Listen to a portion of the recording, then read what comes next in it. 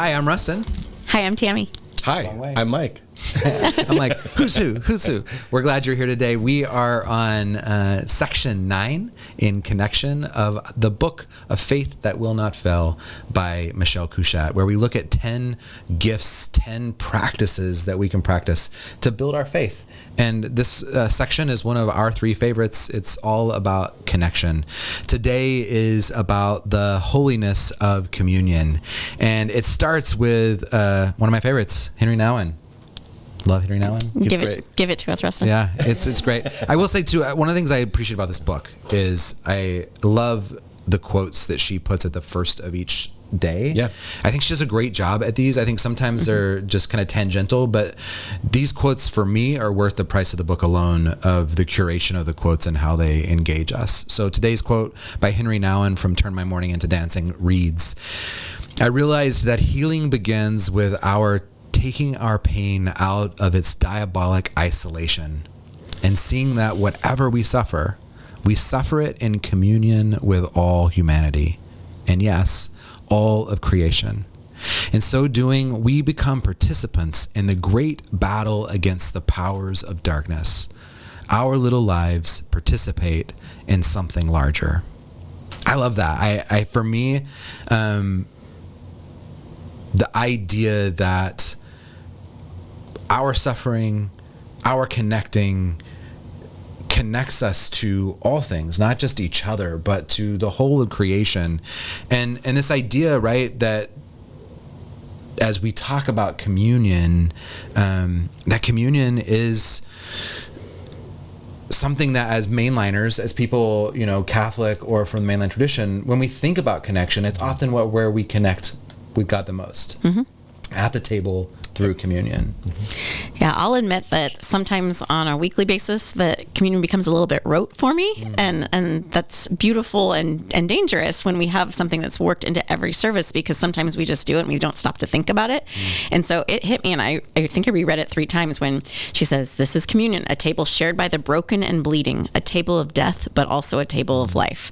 And I was like, whoa. I'd forgotten to be grounded in that it is a table of death and a table of life. And each week, Phil and I, when we can, we go kneel up front at the altar rail. And I was kind of like, oh, this is going to be a practice for me this week, just to stop and breathe and pause and remember what do I need to have die to and what do I need to live into this week? Yeah. And just this idea that it's not just me here alone in isolation, but all of us in this room together. The quote that you just read really spoke to that a bit too, that just this idea of something for all creation, and that's the communion table, that it's all the saints who came before us, all the saints who are going after us, we're all in this together. We all have some brokenness that we're bringing to this table, and we all have healing that we're sharing at this table. And just, it really hit me in a new way. Yeah. I mean, I love the idea, I come up from a different tradition, than you guys. And for me, the culmination of the service was always, the call for sinners to repent or salvation, right? And it was always interesting to me that in that model of faith, it's always this idea of I'm chasing after God, right? And when you read the scriptures and you unpack things, it's always the opposite. It's God chasing after us. And I'm just reminded, this idea of communion, it's God bridging this gap, coming into our world, into our experiences, into our pain, and choosing to meet us, not pulling away from it, but fully entering in, into it. And that's what this season, the Holy Week, right? We're going to enter into this idea of Jesus dying on a cross and resurrecting. And, for me, it's just so much more powerful, the communion table, as for me, the culmination of the service, saying, God is here, he's done the work, and he wants to meet with you. Again.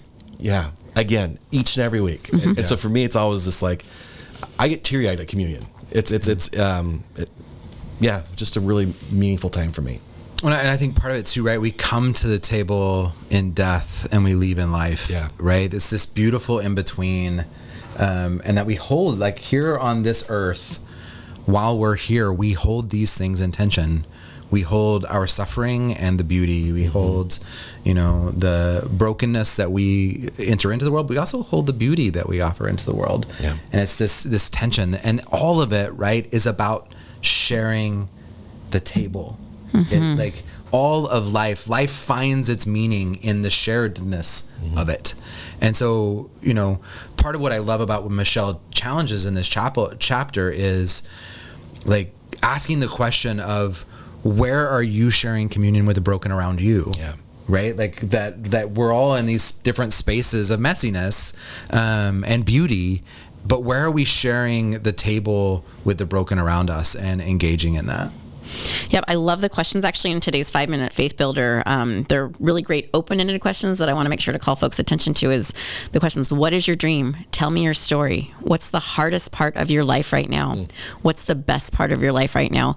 Those are questions that'd be great to ask anyone in our lives. I'd love to know that about you guys, but also the people who I might not think to invite into communion and be in that space with. These are great questions to start a dialogue going, so that our brokenness can just kind of be present with one another. We talked about some vulnerability earlier in the week, and just these are some great questions that can help us to go deeper with somebody.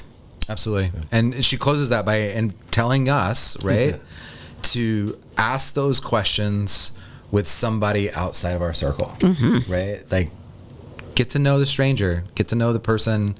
Ask one of these questions the person sitting next to you at a coffee table, not the person across the table from you, but the person next to you. See how much they freak out when you do it. But it's a really important thing for us to grow in, to recognize the interconnectedness we share at the table of God. And we invite you to share some of those stories with us online on YouTube. We would love to be sharing those stories digitally as we engage in the rest of this day. So have a great day. Thanks. See you tomorrow.